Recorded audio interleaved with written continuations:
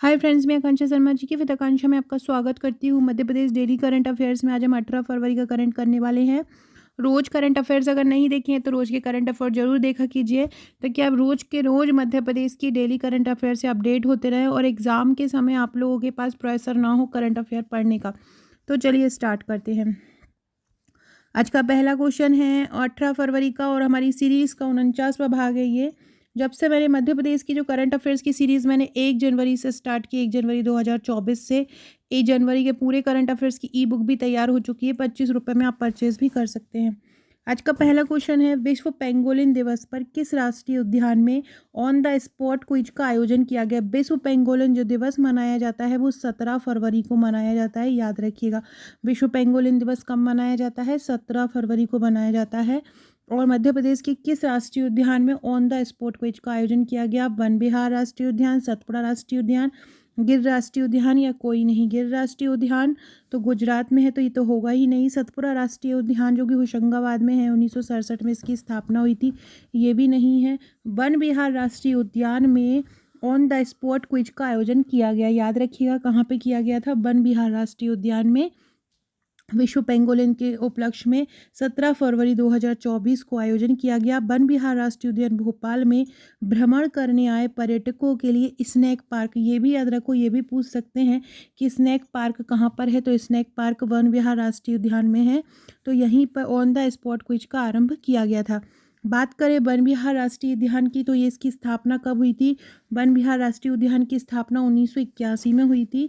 और ये वन विहार राष्ट्रीय उद्यान सबसे छोटा राष्ट्रीय उद्यान है, लगभग 4 वर्ग किलोमीटर में ये फैला है, तो याद रखिएगा। यहीं पर अभी हाल ही में अनुभूति कार्यक्रम भी यहीं पर ही हुआ है। वन विहार कहाँ पर है? ये भोपाल में है। हाल ही में यहाँ पे अनुभूति कार्यक्रम भी हुआ है, तो ये भी याद रखिएगा। अगला क्वेश्चन देखते हैं। प्रधानमंत्री आवास योजना के लगातार बेहतर क्रियान्वयन के लिए मध्य प्रदेश को कौन सा पुरस्कार मिला है? मध्य प्रदेश को कौन सा पुरस्कार मिला है प्रधानमंत्री आवास योजना में बेहतर क्रियान्वयन के लिए? पहला, दूसरा, तीसरा या चौथा? तो बेहतर क्रियान्वयन के लिए मध्य प्रदेश को मिला है पहला प्राइज, याद रखना। देखो अभी 4 प्राइज मिले हैं टोटल मध्य प्रदेश को, लेकिन अगर आपसे पूछें कि प्रधानमंत्री आवास योजना के लगातार बेहतर क्रियान्वयन के लिए बेहतर की बात की जाए तो उसमें कौन सा स्थान मध्य प्रदेश को मिला है? पहला स्थान मिला है, याद रखिएगा। मध्य प्रदेश को स्वच्छ शहर की बात की जाए, अभी हाल ही में स्वच्छता रैंकिंग आई थी, तो स्वच्छ राज्यों की श्रेणी में मध्य प्रदेश को कौन सा पुरस्कार मिला है?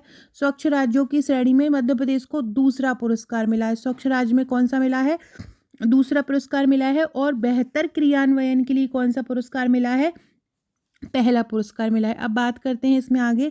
प्रधानमंत्री आवास योजना के लगातार बेहतर क्रियान्वयन के लिए मध्य प्रदेश को बेस्ट परफॉर्मिंग स्टेट अवार्ड की श्रेणी में, देखो बेहतर क्रियान्वयन की श्रेणी में पहला पुरस्कार मिला है, लेकिन कुछ स्टेट अलग रखे गए हैं, उस अवार्ड की श्रेणी में मध्य प्रदेश को दूसरा पुरस्कार मिला है।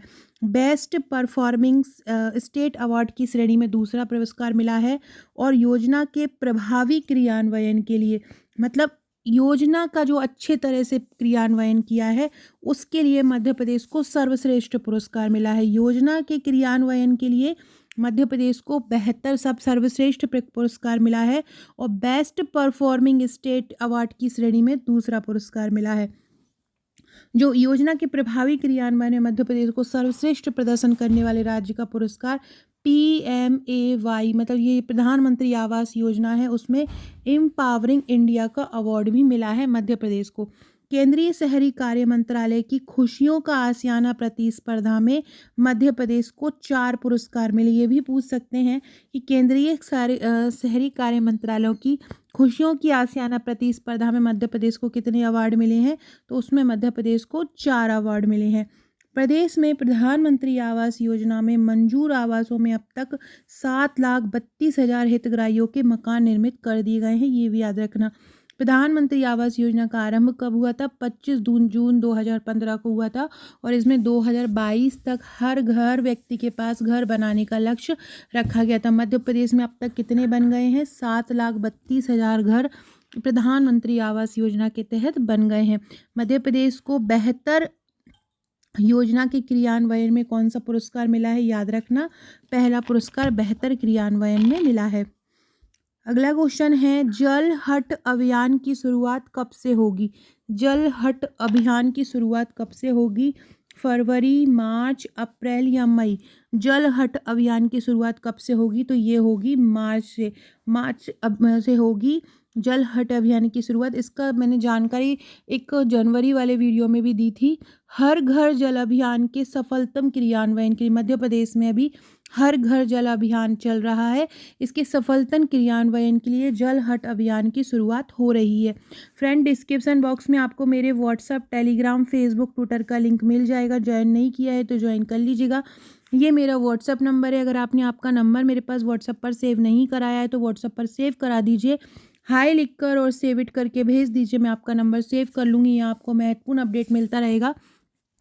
साथ में फ्रेंड्स, अगर आपने हमारे प्रीलिम्स के नोट्स अभी तक बुक नहीं किए हैं तो प्रीलिम्स के नोट्स बुक कर सकते हैं। ये प्रीलिम्स के नोट्स हैं। इसकी टोटल 10 बुकलेट आपको मिलती हैं। हस्त निर्मित मानचित्र, सारणी, पैराग्राफ, बुलेट फॉर्म एवं फ्लो चार्ट का इसमें उपयोग किया गया है। ये व्हाट्सअप नंबर है, यहाँ पर व्हाट्सअप करके आप नोट्स ले सकते हैं। किसी ने कमेंट किया था कि नोट्स या बुकलेट आप कैसे परचेस कर सकते हैं, तो आपको मुझे इस नंबर पर व्हाट्सअप करना है, बताना है कि आपको नोट्स लेना है। और ये टोटल 10 बुकलेट मिलती हैं। इनका चार्ज अभी वर्तमान में 2799 है। शुरू के 25 लोगों को चार्ज 2299 दिया था।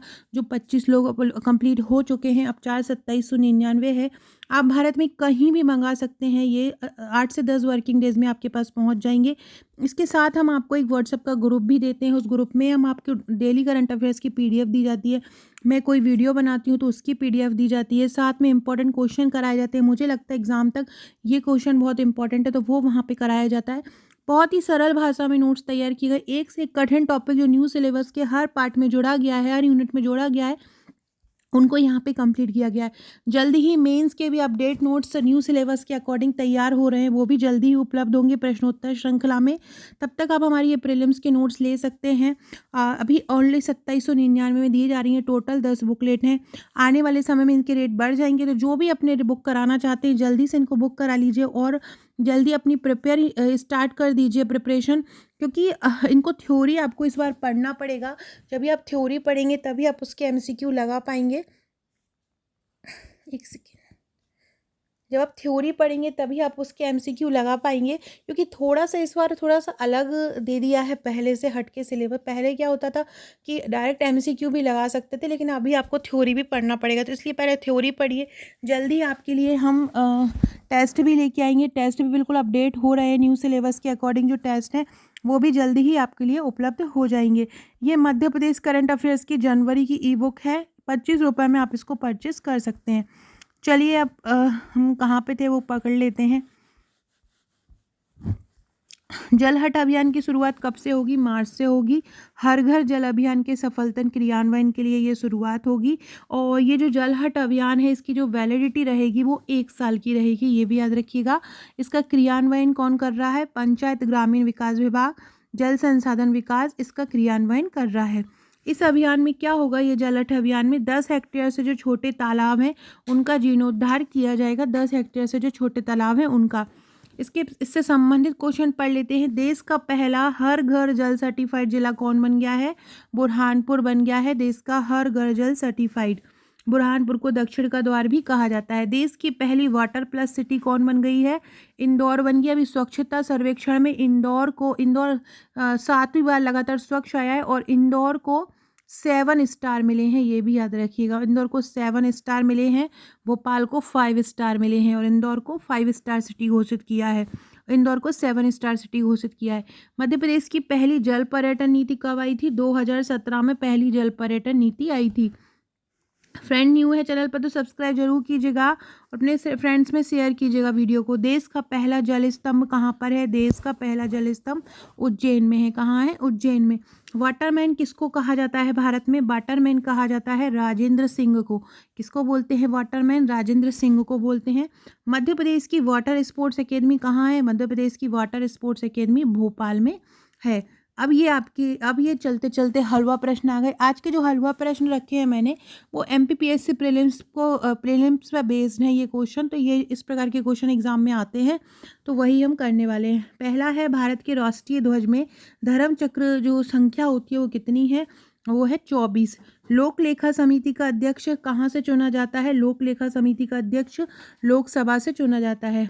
राष्ट्रपति की क्षमा शक्ति किस प्रकार की शक्ति है? राष्ट्रपति की क्षमा शक्ति एक न्यायिक शक्ति है। निर्वाचन आयोग का प्रावधान संविधान के किस अनुच्छेद में है? अनुच्छेद 324 में है। अनुच्छेद 356 के तहत राष्ट्रपति शासन कितने महीने तक वैध रहता है? तो राष्ट्रपति शासन 6 महीने तक वैध रहता है। भारतीय तिरंगा सबसे पहले किसने फहराया था? भीकाजी कामा ने फहराया था। शिक्षा और वन किस सूची में आते हैं? शिक्षा और वन समवर्ती सूची में आते हैं। 3 प्रकार की सूची होती हैं, एक होती है केंद्र सूची, एक होती है राज्य सूची और एक होती है समवर्ती सूची, जिसमें केंद्र से संबंधित विषय केंद्र सूची में होते हैं, राज्य से संबंधित राज्य सूची में होते हैं, और जो दोनों से संबंधित होते हैं उसको समवर्ती सूची बोला जाता है। ये है आज का क्वेश्चन। ये कमेंट करके आपको मुझे बताना है, नेहरू समिति जो कि 1928 में बनी थी उसके अध्यक्ष कौन थे? नेहरू समिति कब बनी थी? 1928। ये भी फैक्ट याद रखिएगा। इसके अध्यक्ष कौन थे? मोतीलाल नेहरू, जवाहरलाल नेहरू, राजेंद्र प्रसाद, महात्मा गांधी। सभी लोग कमेंट जरूर कीजिएगा, और जिनको भी वीडियो अच्छे लगते हैं सभी कमेंट कीजिएगा। नहीं आए तो एक बार गूगल कर लीजिएगा, गूगल में क्वेश्चन आंसर बहुत अच्छे से मिल जाएगा, और ये क्वेश्चन याद रखने वाला भी है क्योंकि ये बहुत इंपॉर्टेंट है। वीडियो अच्छी लगे तो लाइक शेयर सब्सक्राइब जरूर कीजिएगा। Okay friends, thank you.